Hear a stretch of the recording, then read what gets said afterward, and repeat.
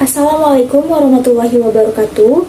Selamat pagi yang kami hormati Ibu Dedeh selaku dosen pengampu mata kuliah ilmu akhlak dan teman-teman yang kami banggakan. Pada kesempatan kali ini, kami dari ZEN mempresentasikan hasil diskusi materi kelompok kami, yaitu akhlak tercela. Dengan saya Salma Labiba selaku moderator yang akan membimbing jalannya presentasi pada pagi ini. Sebelum masuk ke tahap pembahasan, saya akan memperkenalkan 3 rekan saya terlebih dahulu. Yang pertama, Nurul Adista, yang kedua Putri Kurnia, dan yang ketiga Ratu Salma. Adapun 5 pembahasan yang akan kami paparkan.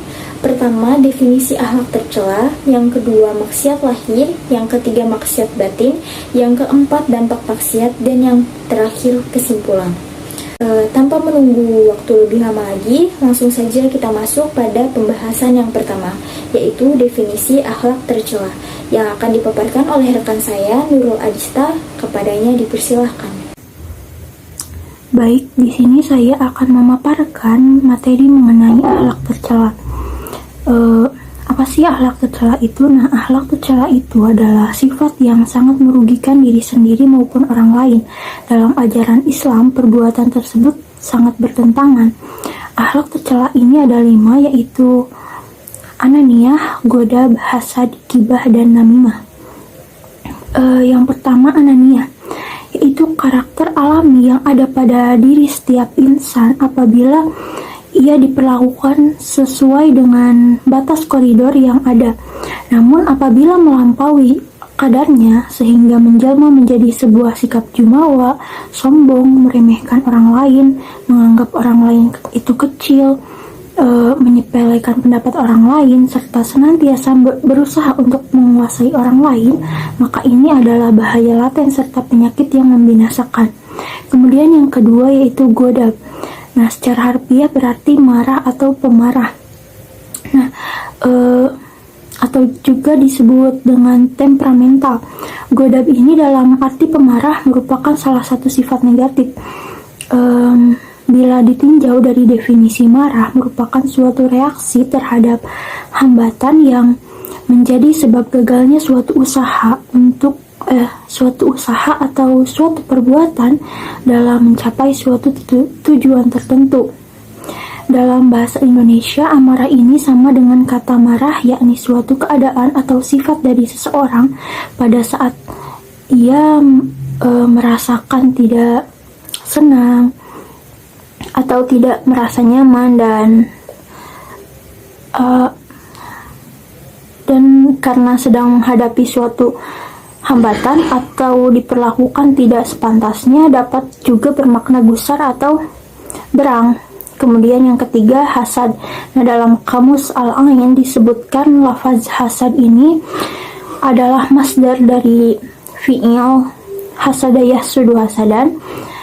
Hasad yaitu ketika seseorang melihat nikmat yang dimiliki saudaranya, ia berharap nikmat tersebut hilang dari saudaranya tersebut dan menjadi miliknya seorang gitu. Kemudian yang keempat, gibah. Nah, menurut bahasa berarti umpatan, fitnah, dan gunjingan. Kemudian kata umpatan dalam Kamus Bahasa Indonesia juga dapat diartikan sebagai perkataan yang memburuk-burukan orang lain. Dapat pula diartikan penggunjingan yang diidentikan dengan kata gosip, yaitu kata negatif tentang seseorang. Nah, gibah ini adalah bahasa Arab dan telah populer di kalangan masyarakat Muslim Indonesia. Kata ini berasal dari 3 huruf, yaitu go, ya, ba, yang mempunyai arti dasar sesuatu yang tersembunyi dari mata. Dari kata ini maka terciptalah kata al-ghaib yang berarti sesuatu yang tidak nampak, dan al-ghibah merupakan istilah yang menunjukkan kepada hal yang membicarakan tentang keburukan atau aib seseorang yang tidak ada gitu. Kemudian yang kelima itu namimah atau adu domba. Nah, ini tuh menyebarkan omongan kepada orang banyak yang berisi provokasi dan niat jahat. Menurut Imam Abu Zakaria Yahya bin Syaraf An-Nawawi, definisi namimah adalah merekayasa omongan, menghasut, memprovokasi untuk menghancurkan manusia. Adapun menurut Imam Al-Ghazali, akhlak yang tercela ini dikenal dengan sifat-sifat muhlikat, yakni tingkah laku manusia yang dapat membawanya kepada kebinasaan dan kehancuran diri yang tentu saja bertentangan dengan fitrahnya untuk selalu mengarah kepada kebaikan. Imam Al-Ghazali juga menerangkan, akal yang mendorong manusia melakukan perbuatan-perbuatan tercela atau maksiat ini yaitu diantaranya yang pertama, dunia dan isinya, yaitu berbagai hal yang bersifat material seperti harta, kedudukan yang ingin dimiliki manusia sebagai kebutuhan dalam melangsungkan hidupnya agar bahagia. Kemudian yang kedua, manusia itu sendiri. Nah, selain mendatangkan kebaikan, manusia juga dapat mengakibatkan keburukan seperti istri, anak, karena kecintaan kepada mereka misalnya, sampai bisa melalaikan manusia dari kewajibannya kepada Allah Subhanahu wa Ta'ala dan terhadap sesama. Kemudian yang ketiga yaitu setan atau iblis. Nah, setan itu musuh manusia yang paling nyata. Ia menggoda manusia melalui batinnya untuk berbuat jahat dan menjauhi Tuhan. Kemudian yang keempat yaitu nafsu. Nah, nafsu ini memang ada kalanya baik atau disebut mainah, namun ada kalanya nafsu ini buruk atau disebut amarah. Akan tetapi nafsu cenderung mengarah kepada keburukan. Terima kasih Nurul Adista telah memaparkan pembahasan tersebut. Pembahasan selanjutnya yaitu maksiat lahir yang akan dipaparkan oleh rekan saya, Ratu Salma. Kepadanya dipersilahkan. Baik, terima kasih kepada moderator. Selanjutnya saya akan memaparkan materi mengenai maksiat lahir. Maksiat berasal dari bahasa Arab yaitu masyah yang artinya pelanggaran oleh orang yang berakal balik atau mukallaf karena melakukan perbuatan yang dilarang dan meninggalkan pekerjaan yang diwajibkan oleh syariat Islam. Dan pelanggaran tersebut dilakukan dengan meninggalkan alat-alat lahiriah, sehingga maksiat ini disebut dengan maksiat lahir. Selanjutnya, maksiat lahir ini dibagi menjadi beberapa bagian, yaitu yang pertama ada maksiat lisan. Contoh maksiat lisan yaitu seperti berkata-kata yang tidak bermanfaat, berlebih-lebihan dalam percakapan, berbicara hal yang batil, berkata kotor, mencaci maki orang lain, atau mengucapkan kata laknat, baik itu kepada manusia maupun binatang, menghina, menertawakan, ataupun merendahkan orang lain, berdusta, dan lain sebagainya. Yang kedua yaitu ada maksiat telinga. Contoh maksiat telinga yaitu seperti mendengarkan pembicaraan orang lain, mendengarkan orang yang sedang mengumpat, mendengarkan orang yang sedang mengadu domba, mendengarkan nyanyian-nyanyian atau bunyi-bunyian yang dapat melalaikan ibadah kita kepada Allah Subhanahu wa Ta'ala. Yang ketiga yaitu ada maksiat mata. Contohnya seperti melihat aurat wanita yang bukan mahramnya, melihat aurat laki-laki yang bukan mahramnya, melihat orang lain dengan gaya menghina, melihat kemungkaran tanpa beramar ma'ruf nahi mungkar. Yang keempat yaitu ada maksiat tangan. Contohnya yaitu seperti mencuri, merampok, mencopet, merampas hak orang lain, mengurangi timbangan, dan lain sebagainya. Sekian yang dapat saya sampaikan, saya kembalikan kepada moderator. Baik, terima kasih Ratu Salma. Pembahasan selanjutnya yaitu maksiat batin yang akan dipaparkan oleh rekan saya Putri Kurnia. Kepadanya dipersilahkan. Maksiat batin. Maksiat batin adalah segala sifat tercela yang dilakukan oleh anggota batin, dalam hal ini adalah hati, sehingga tidak mudah menerima pancaran nur ilahi. Ketidaktahuan lahir mungkin merupakan dosa yang dilakukan oleh individu tubuh manusia. Maksiat ini dapat dihilangkan, akan tetapi perlu diketahui bahwa maksiat batin adalah penggerak utama maksiat lahir. Maksiat batin akan sulit untuk dihilangkan apabila maksiat lahir tidak dihilangkan terlebih dahulu. Maksiat batin adalah maksiat yang dilakukan oleh manusia yang bersumber dari hati. Maksiat ini sangat berbahaya dan tidak bisa dilihat seperti maksiat lahir, karena seseorang ketika melakukannya tanpa disadari. Adapun macam-macam maksiat batin diantaranya sebagai berikut. Yang pertama, dengki. Dengki adalah menaruh perasaan marah karena iri yang sangat besar terhadap keberuntungan orang lain. Secara umum, orang dengki memiliki sifat tidak senang melihat orang lain senang, sebaliknya, senang melihat orang lain itu susah. Orang dengki sering menganggap seseorang sebagai pesaing, padahal tidak ada ancaman apa-apa untuknya. Sifat dengki merupakan sifat yang tercela, karena pada dasarnya sifat dengki merupakan penyakit hati yang jahat terhadap manusia. Dengki adalah salah satu wujud kebencian. Dengki merupakan perbuatan yang dapat menghapus pahala kebaikan.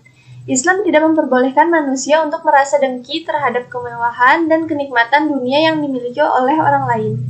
Yang kedua, sombong. Sombong merupakan penyakit hati yang dapat menutup jalan hidayah Allah Subhanahu wa Ta'ala. Sifat sombong adalah watak utama dari iblis. Orang sombong selalu membanggakan dirinya, sehingga lupa yang bahwa semuanya yang dimiliki hanyalah titipan Allah Subhanahu wa Ta'ala. Penyebab dari sikap sombong yakni harta, kedudukan, ilmu, dan keturunan. Yang ketiga, marah. Marah yang bisa menyebabkan akibat tidak baik tentu merupakan marah yang berlebihan. Marah yang berlebihan tidak hanya merugikan diri sendiri, tapi juga orang lain. Efek marah bahkan bisa langsung berdampak pada tubuh kita sendiri, baik dalam jangka pendek maupun jangka panjang. Marah berlebihan juga bisa menimbulkan berbagai macam penyakit yang tentu akan sangat merugikan. Islam memandang bahwa marah merupakan pekerjaan setan yang menghendaki kehancuran manusia.